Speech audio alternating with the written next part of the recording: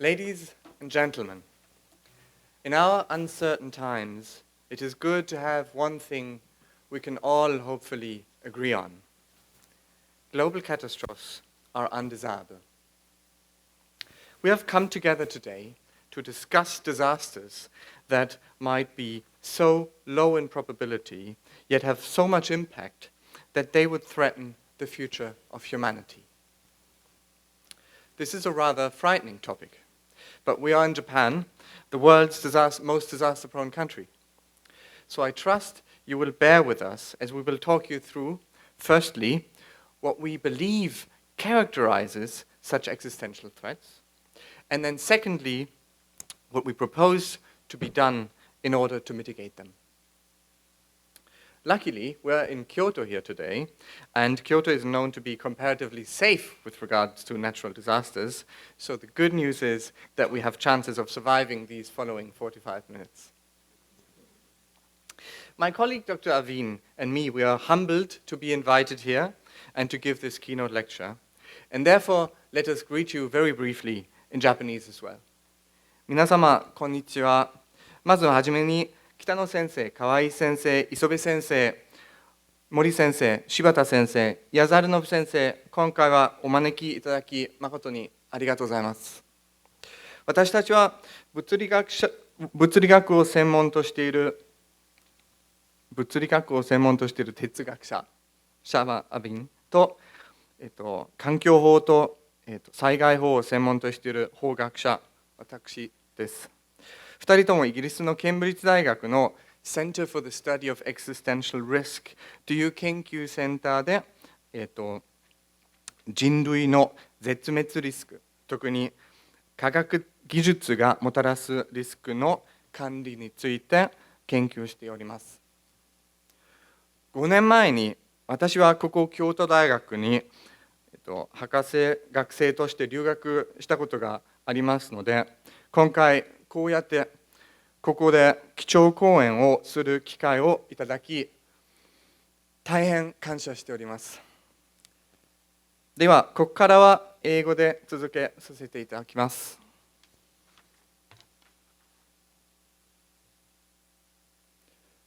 This is our planet Earth in a picture taken by the Voyager 1 probe 6 billion kilometers away in space. With this picture, astronomers like Martin Rees remind us that we humans are custodians of a small pale blue dot in a vast cosmos, and that for now, this is the only place we have. So we're well advised to preserve and to protect it. It is the cosmologist's perspective that can help us overcome our limited horizons of time and space, and to understand that nothing is eternal and no species has survived on this planet forever.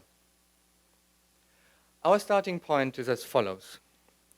Whether by error, by terror, or by war, humanity has reached the technological capability to cause its own extinction. In the 21st century, anthropogenic risks, inter alia stemming from technological advances in fields such as bioengineering, artificial intelligence, or weapons systems, have come to exceed geo- or astrophysical risks.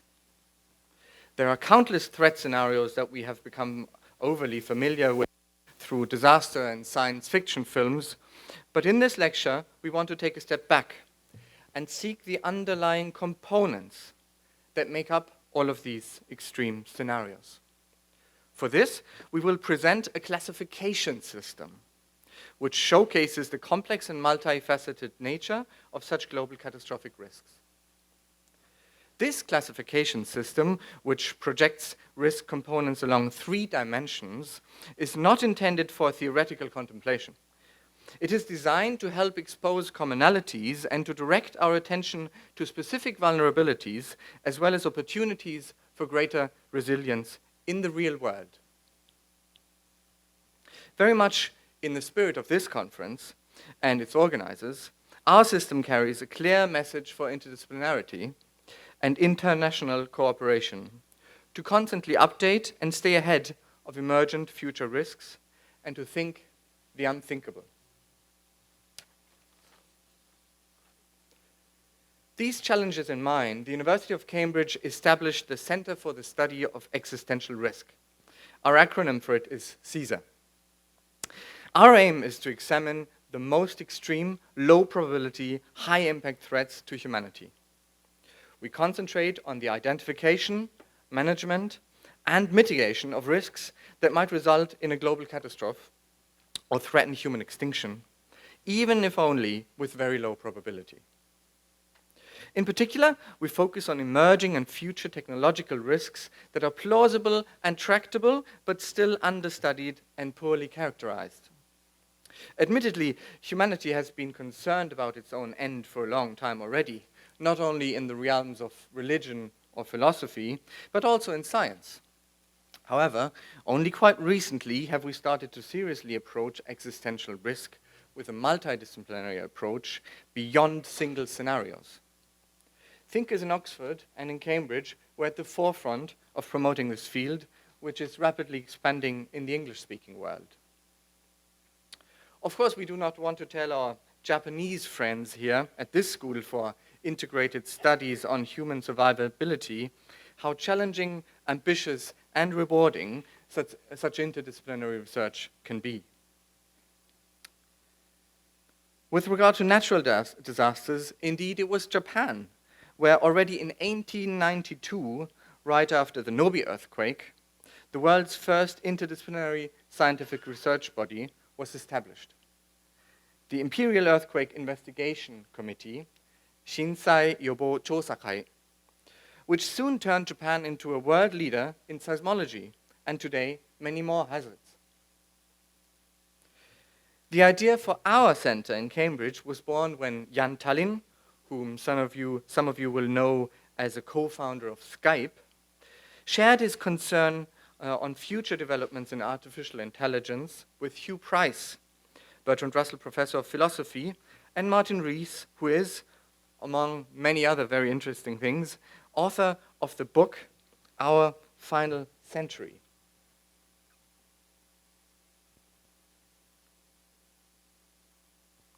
With encouraging support, including from the Templeton World Charity Foundation, we could grow very quickly. So recently we were able to hire a new full-time team member almost every month. This picture on the slide shows our team. You can see some of our soon-to-be 10 postdocs, Martin and our 2 directors, Sean and Hugh. But there are about 30 more very diverse figures formerly part of our center who manage and advise us, including the astrophysicist Stephen Hawking, whom you will have recognized on this picture already, and the philosopher Nick Bostrom, who heads our sister institution in Oxford, and technologists, namely Elon Musk. We postdocs contribute our very different backgrounds, ranging from mathematics, physics, genetics, ecology, economics, risk governance, and biosecurity to combine and complement methodological capabilities. As our science advances, we gain a better understanding of a broad class of global catastrophic risk scenarios. We call them GCRs. These global catastrophic risk scenarios could, in severe cases, take the lives of a significant portion of the human population and may leave survivors at enhanced risk by undermining global resilience systems. Some severe GCR scenarios have posed a persistent threat to humanity since our emergence as Homo sapiens. For instance, we have the impact of an astronomical object here on the slide and a supervolcanic eruption.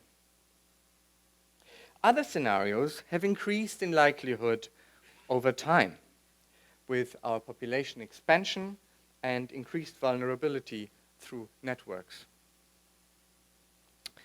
Some of these are, for instance, natural pandemics. Where do we have the natural pandemics? Over here. And there's also a nuclear winter scenario, which we have over here. or there could even be engineered pandemics. We will hear more on this topic from Professor Mitsuyama. Other scenarios are more speculative. For instance, weaponization of advanced artificial intelligence over here, or environmental shocks from ill-judged geoengineering, efforts to mitigate climate change, which we will hear more about tomorrow as well. There is considerable and relevant debate in the English scholarship on global catastrophic risks about the definition of these terms and about their severity and scope. But this conference quite explicitly discusses risks to the future of humanity. So it does so in the broadest sense. So let's leave away the terminology for a minute and let's ask the really important question. The billion-dollar question is, which scenario should we prioritize on now? Which scenarios can be safely done away with? And how can we arrive at these conclusions? To help addressing this question, we will present our risk classification framework. But before handing over to Dr. Avin, let me close this introduction with a few more remarks on our working hypotheses. First, and by definition, scholars in the field of existential risk prioritize extinction-level threat scenarios over conventional disasters. This is not only because, in comparison, existential risk is understudied, underfunded, and underaddressed. Given the low probability, time and resources can seemingly be better spent. Most elected politicians do not think ahead for more than 4 years, and most executives' time horizons are much shorter. The time horizon for us, however, is the 21st century. What is more, we prioritize on extinction-level threats using an argument of altruism based on demographical comparison. The value of future generations affected by any such catastrophic event would outnumber all the value of currently living humans. And that is by far more than 10 orders of magnitude. There are billions of times more lives at stake than we are currently here on this planet. Secondly, scholars of existential risk stress the concept of anthropogenic risks. Technological threats are by far more likely to cause an extinction-level event in our time frame than the so-called natural risks. Asteroid impacts and supervolcanoes, which we will hear more about later, have left geological records, so statistically, they only occur once in several thousands, 10,000s, hundreds of thousands of years, and that is much more rarely, or the probability is much lower than we expect with regard to technological risks. So, for instance, a nuclear holocaust, by accident or by stupidity, in the opinion of many, could have just become less unlikely after what happened in America 2 weeks ago. Extreme climate change, in this concept, also constitutes a technological threat by internal combustion engines in fossil fuel-powered power plants. So we look forward to Professor Isobe's subsequent lecture on solar flares. How likely these are, what consequences of our exposures could be, and whether we should best understand them as natural or technology-related risks. Drawing such a distinction has very obvious conceptual limitations and is only possible by degree. Again, it is the Japanese example, the 2011 earthquake, tsunami, and nuclear accident, and the subsequent discourses on shinsai and tensai, or hisaisha and higaisha, which demonstrate disasters are socially constructed, and thus every human disaster necessarily has an anthropogenic element. Professor Mori will tell us how this event can be understood as human failure or as human success, for disasters are consequences of human failures to adapt to the environment. Now, what we want to highlight with our concept of anthropogenic risks is our agency as humans, as well as our responsibility as researchers. These are not just intellectual exercises. These are live and critical global challenges that need focused and practical strategies. I will now hand over to Dr. Avin, who can tell us a little bit more about how we can improve our strategies.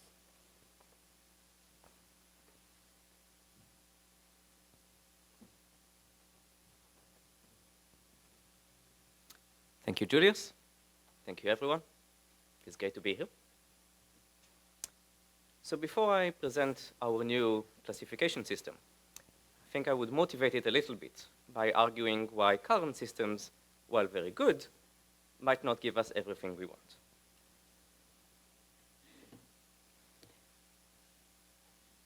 So if we look at a list of risks, like we saw on the previous slide, we saw all of these separate scenarios, each in their little silo, each very worrying, each definitely meriting of study. But we might wonder, how do we come up with such lists? Some of them come from disaster movies. And our task as researchers is to ask what is tractable, what is plausible, and what is merely fabrication of Hollywood. Some come from very specialized scientific disciplines who study complex systems, they find a scenario within it, and they flag it up. Some come from historical, archaeological, geological study. And some come from mere theoretical speculation, as one might argue is the case for the risk from artificial intelligence. And these are all worthwhile endeavors. But we might worry that they are a bit random or haphazard, and they might leave out perhaps whole categories of risks that we would not see if we do not go systematically about the various domains from which risks can emerge. Particularly, we are worried about the unknown unknowns, or the black swans, that having this semi-random approach leave us prone to. Another worry with this approach that starts from individual risk scenarios is that they don't really draw on the very rich and diverse knowledge there is in academia. If we look at global catastrophic risks, then there is really only one humanity and only one environment that we inhabit, the planetary environment. And the fact that we arbitrarily carve up studying that humanity and that environment into different scientific disciplines is very useful for various purposes, but does not help us when we try to get a holistic picture of how all of these interact. And quite possibly the answer to some of those questions we might want to have when tackling these risks will emerge from disciplines not currently engaged with researching those scenarios. Those kind of motivations lead us to a new classification system. And we start by shifting a little bit from the metaphor of the pale blue dot that Julius so nicely characterized to the metaphor of spaceship Earth. This is a metaphor that I borrow from Jan Tallinn. Jan Tallinn uses this a lot when he tries to explain potential risks from future artificial intelligence. And he says, we can imagine the future as a spaceship we are building in our own backyard. It is very big. The children are the first to board on it. And we have done a lot of work providing a spaceship with very, very powerful engines in terms of very powerful artificial intelligence capabilities. But we may have neglected investing in steering capabilities for that spaceship. When we look more broadly, we can expand that metaphor and realize it is not a metaphor at all. Earth is a form of a spaceship. It takes a very boring journey around the sun, but a very exciting journey in time, hopefully millions of years into the future, where all of our descendants will live. They will live on this spaceship. And unlike the Starship Enterprise, which you can see here in this picture, we did not design Earth. We don't know all of its life support systems, its engineering, etc. And yet we are responsible for it. And something close to this dashboard view of our very complicated system is what exists in various different fields of academia and scientific research.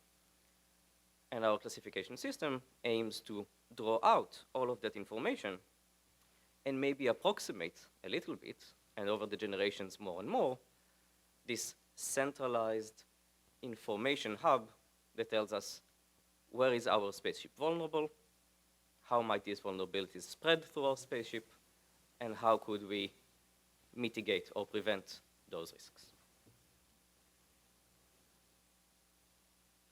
So going forward from metaphors to conceptual analysis, after all, my background is in philosophy, and conceptual analysis is what I do. This is how we think about global catastrophic risks. Let me start by saying that this is a framework that is developed by numerous researchers in our center. You may recognize the name of Martin Rees, Julius Weitzdoerfer, who you've heard before, but also I want to name people who are not here today: Bonnie Wintle, Sean O'Hagerty, and Bill Sutherland. We have collaborated on this because this classification system has very many aspects, and none of us could fully formulate this just on our own. So when we think of a global catastrophic risk, what are the necessary ingredients without which a global catastrophe would simply not happen? The first is some breach in a critical system, some system that is required for life. We define a critical system as any system or set of processes that, if disturbed sufficiently or beyond a certain threshold, that disturbance would significantly jeopardize life. We can think, for example, about the cells in our body. They operate as a combined system, and if we disturb their operation in a sufficient way, that could lead to disease. If no system required for life has been jeopardized, there is no catastrophe. The second component is a global spread mechanism. Causes, by nature, have very limited effects. I am speaking to you. You can hear me in this room, but the people in Cambridge cannot hear me. At least not yet, until this video goes online. For some catastrophe to have a fully global effect, there needs to be some causal mechanism, or maybe a cascade of mechanisms, that make that disaster have a global effect. And studying those is a second dimension to our classification system. The third dimension of prevention and mitigation failure starts from what we have all agreed on at the beginning of the talk, which is global disasters are undesirable. Being undesirable, we are likely to want to do something about them. If a catastrophe happened, it is because we, as individuals or through our institutions, failed to do something about it. And breaking down all of the ways these failures could happen is also part of the classification, about which Julius will speak after I have talked over the first two dimensions. So let's jump right into some of the details. In this table, we see two dimensions, the first two dimensions. On the horizontal axis, we have the critical systems, and we have put them into categories of increasing complexity. From very basic physical systems, such as the safe temperature ranges and safe radiation levels that are conducive to life, through biogeochemical systems, such as the global water cycle, which have been studied in quite exemplary work by Rockstrom et al. In their work on planetary boundaries, and our work can be seen as an extension of that framework across several dimensions, upon which we build more complex cellular, anatomical, and whole organism systems, bringing in the richness and complexity of our biological understanding of what it is to be alive and to stay alive. And then we look at systems that comprise numerous organisms, both ecological systems that look at human and non-human animals in a very complex environment, and what are the safe operating ranges for those systems, and socio-technological systems that highlight the technological nature of our very complicated food networks, our resource acquisition networks, our health system, and how these are really quite evolved to maintain 7 billion people on Earth, which also makes them quite fragile. On the vertical axis, we have global spread mechanisms. And we've also broken these down into several categories. The first one is impact through a natural system. So let's start with an example here. This is an illustration of a nuclear winter. And in a nuclear winter situation, there is, of course, the horrifying immediate effect of the bombs hitting the cities. But then there is a secondary and global effect through ash and dust rising to the atmosphere. Wind currents circulate those particles across the globe, reducing incoming solar radiation. Interestingly, this is also how, for many asteroid strike scenarios and for supervolcanic scenarios, these effects manifest. So by looking at a classification system in this way, we see these overlaps starting to emerge. So in this case, we will have a natural spread through the atmosphere and a disruption of physical systems, which leads to this red area in the table, which highlights several risks converging on one point in the classification system. But of course, it is not the chill that will kill us in such situations. Rather, through disrupting photosynthesis, a cellular process, we will have downscale effects on our ecological and socio-technological systems. As our crops fail, as our forests wither, we will see significant harm done to our food systems and other industries that require inputs from biological sources. That will be how nuclear winters, asteroid strikes, or supervolcanic eruptions manifest the global catastrophic potential. And so we see these as focusing on the ecological, socio-technological area. This red over here. A second way in which scenarios could have a global effect is through anthropogenic networks. Humans love traveling everywhere. I was in Britain less than 2 days ago. Now I am here. We have a very busy plane travel around the world. We have very busy transit systems in our cities and between the cities and the countryside. We have very complex utilities networks that bring water into households, at least in the developed world.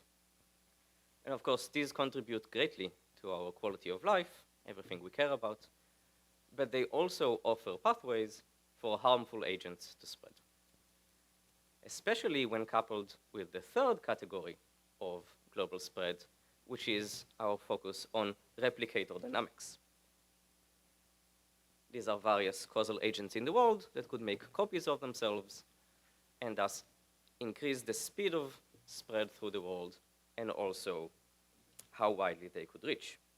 So for example, if we think about the Ebola virus and how it replicates itself as it comes into contact with more and more people who are unfortunately harmed by it, when this is coupled with our global transit network, or in case of a malicious bioengineering attack that could target some of our utility systems, we could see some of these scenarios taking place, and we see a fairly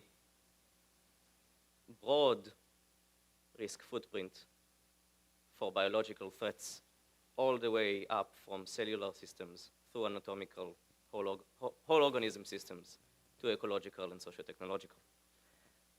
Of course, different viruses will hit different systems, but when we think about resilience, we might think about how do we operate in case of a pandemic spread? How do we build better response systems? How do we reinforce organizations like the World Health Organization? But this will, of course, tie into prevention and mitigation failures that Julius will talk about soon. And a different kind of coupling between anthropogenic systems and replicator dynamics that I want to highlight is pointing out the very complex nature of our current world. We have highly intertwined computer networks, we have the internet, and soon we will have the Internet of Things, which create a vector for spread for digital replicators in the form of computer viruses and worms, that could literally go around the globe at the speed of light. The more of our critical systems are coupled to these digital networks, the more vulnerable we become to those kind of threats, and they could become a global catastrophe. Another kind of replicator that could spread through these systems, but we often neglect, is ideas, particularly dangerous ideas.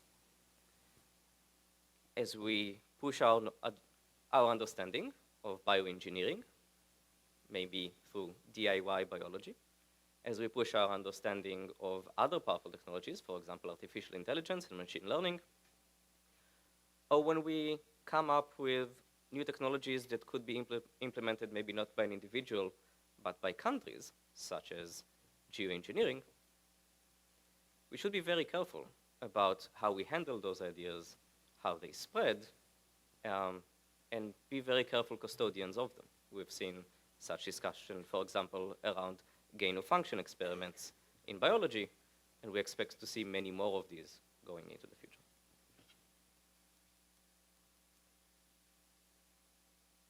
So these will go on cultural and digital replicators, on the socio-technological area. And as you can see there are many gray boxes on this classification system, but this is because the work is not done.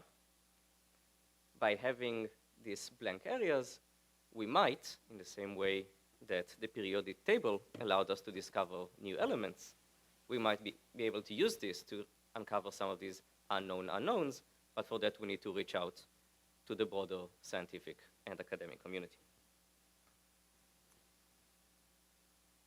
So I have talked about two dimensions, the dimensions of critical systems that clearly draws on a whole range of disciplines from physical and biological sciences, and also on global spread mechanisms that require quite specialist knowledge in complex system dynamics. And I will now hand over back to Julius to talk about the third dimension.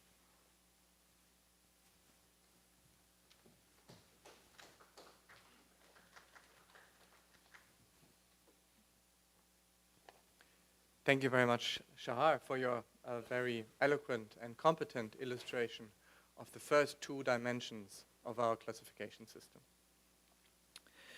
So the analysis of global catastrophic risk scenarios along our first two dimensions that Shahar has just set out for you, these dimensions of critical systems and spread mechanisms, this draws mainly on our understanding of the natural world and technical systems.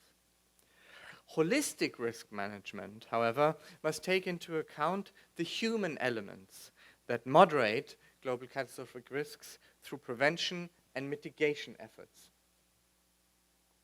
and how these efforts might fail.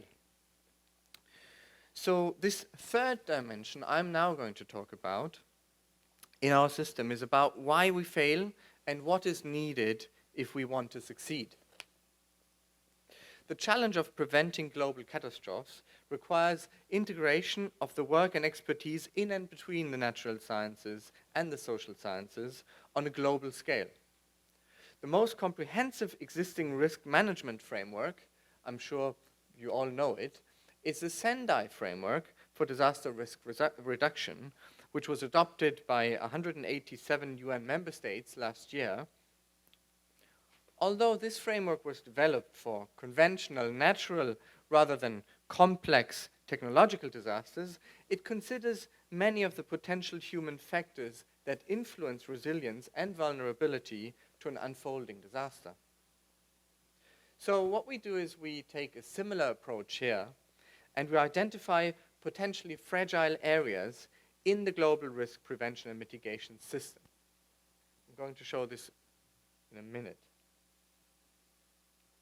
Rather than aiming for comprehensiveness or exclusivity, we highlight that understanding the interdependent and complex human factors requires input from a wide range of disciplines beyond the natural sciences. So we have structured the dimension of prevention and mitigation failures into 4 levels. The individual level, the what we call interpersonal level, the institutional level, and what we call the beyond institutional level. What we've tried to do here is to come up with the most important factors that influence our success with regard to prevention and mitigation without adopting the language of one particular discipline. It would have been tempting to use institutional theories and to draw up something, some kind of grid with actors and institutions. It would have been tempting to use the sociological approach of networks. But what we wanted to do is to develop a language that speaks to all the social science disciplines. And rather than using the keywords that have a certain meaning in a certain discipline, we wanted to come up with a system that integrates as many as possible of the social sciences. So when we talk about interpersonal relationships, we want to integrate psychological research. We want to integrate behavioral economics. We want to integrate law and governance and policy studies, which all have very important things to say with regard to prevention and mitigation of disasters. So, for instance, and I'm going to give you some examples now, short-term thinking and a locally limited focus constitute cognitive biases, and they affect our risk perception and our risk management, both on the individual and on the institutional level. So disciplines that study this are, for instance, psychology and behavioral economics. More than that, unresolved political conflicts and competing ethical notions of justice can undermine international cooperation and burden sharing, both on the institutional and on the supra-institutional level. One prominent example for this is the struggles to mitigate climate change. The struggles to mitigate climate change are not predominantly hampered by scientific evidence or a disagreement over scientific evidence. They are even more so hampered by differing understandings of how the burden of responsibility is to be shared, who to blame and who is to take responsibility. These are the questions that hinder disagreement between nations. Some risks of those we've talked about today are already the focus of very well-developed institutional systems. For instance, we've got the World Health Organization, WHO, for pandemics. Robust research activity and technical know-how is what these institutions can provide. But for global catastrophic risks from emerging technologies, the institutional mix and the research agenda are only just being established. In fact, it's happening here right now. Conventional disaster response, for instance, recovery and compensation, Saigai Fukgo, as we see it in Japan even today, and even newer comprehensive strategies, for example, to build back better after a disaster, are inadequate for addressing threat scenarios where there is limited reaction time and no second chance. For these cases, we need a novel framework that is at least as interdisciplinary as the Sendai framework, but moves away from these monodimensional natural hazards and instead addresses complex anthropogenic risks, which are far more likely to cause a severe global catastrophe. In particular, we have to focus on the prevention and mitigation of multi-dimensional risk, scenarios that involve cascades of socio-technological, natural technological, so-called NATEC, and technological natural disasters. So, as we confront our emergent technological global catastrophic risk scenarios, lessons can be learned from previous smaller disasters in the past. So tomorrow we will hear from Professor Mitsuyama about pest in the Middle Ages and how the pest did not become a global catastrophic risk because it did spread through anthropogenic networks. These anthropogenic networks were the Mongolian invasion, growing population density, and maritime transport in the Middle Ages, but it did not have a global reach. Also, the pest affected a critical system, our very own bodies, but it was not lethal in all cases and was mitigated in part by quarantine measures. And we will have another row of examples in this conference where we hope you can see how our framework plays out. For instance, tomorrow we'll hear about investment decisions for climate change mitigation by Professor Trück, and we can see how institutional resources or the lack thereof influences this. Professor Ohashi will talk about one very classical mitigation measure, insurance, and we can see how reinsurance refinancing failed due to a combination of factors relating to adaptability and risk perception. So a very instructive recent case of a multidimensional disaster scenario, and let me just briefly move back to our framework, is of course the Fukushima Daiichi nuclear accident. I have conducted research on this personally, so I think it's a very, very telling case. And this case laid bare failures at the interface of natural, scientific, technological, socioeconomic, legal, and political realms. One such failure was the supervision of Japan's nuclear industry by the very same authorities that were to promote nuclear technology. Such an institutional setup, aggravated by cognitive biases, which we also have here on the slide, for instance, groupthink in the nuclear sector, the Genshiro Kumura, which had revolving doors to the regulator, you know in Japan the phenomenon of amakudari, this was simply lacking the adequate incentive structures for safety, and it was destined to result in conflicts of interest and regulatory capture. As a lawyer, this is my discipline, I find it very, very interesting how nuclear liability, not only in Japan, but around the world, is very much hollowed out or limited and capped, so that basically, if you're the operator of a nuclear power plant, you will not have to worry about your liability because there is almost no liability. For instance, in Britain, the liability ceiling of nuclear liability is below what is the equivalent to 1% of the Fukushima third-party liability.